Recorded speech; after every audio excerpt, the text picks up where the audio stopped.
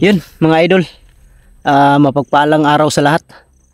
Ngayon nakabalik na tayo sa bundok, pero hindi pa talaga itong area mga idol na patungo sa bahay ni Master.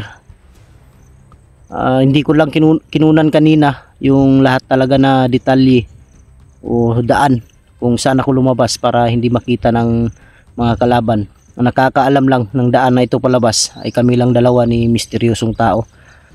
Ang usapan namin sa pagbalik ko, sasalubungin niya ako doon na sa malapit yata sa bahay ni Master, at doon ako dadaan sa bahay na pinagamutan niya kay Kuya Buds. Nagdala ako ng mga idol, may dala tayo ngayong, may pangako kasi tayo kay Master na magdala tayo ng pagkain niya. Yun, may dala tayong tinapay at may dala tayong kape. Ito, coffee mate. May mga may mga yun, sukal. Yung sukal.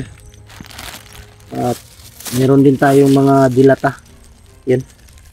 Kalimutan ko kanina yung yung noodles, yung kitchaw.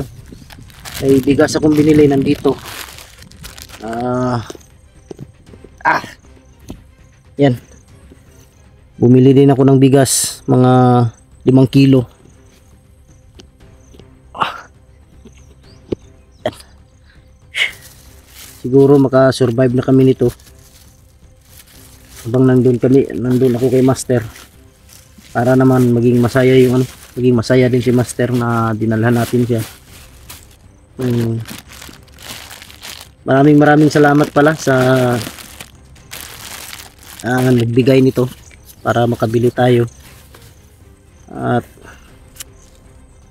hindi pa ito yung nabili natin, may bibilin pa tayo. Nagmadali lang kasi ako kanina para makarating agad, kasi baka magabian, maabutan tayo ng gabi. Kaya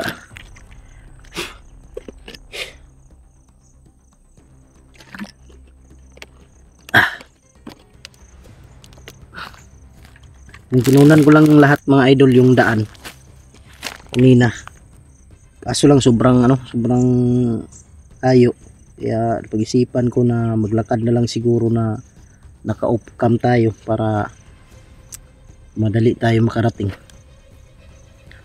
Yun, ngayon dadalhin ko to. Maraming salamat sa nagbigay. Ulitin ko, hindi ko lang sasabihin kung sino, pero alam niya kung sino siya. Yun, dito safety pa to na lugar, yun ang sabi ni misteryosong tao. Pero wag lang daw tayong kumpiyansa dahil minsan daw may naliligaw ditong mga bandido, kaya mag-ingat tayo. Dahil ngayon may mahalagang bagay, mahalagang sasabihin sa akin si pinuno, si misteryosong tao at si Master. Saka sasabihin ko rin sa kanila na hindi lang sila Kuya Buds remark yung naligaw doon sa bundok.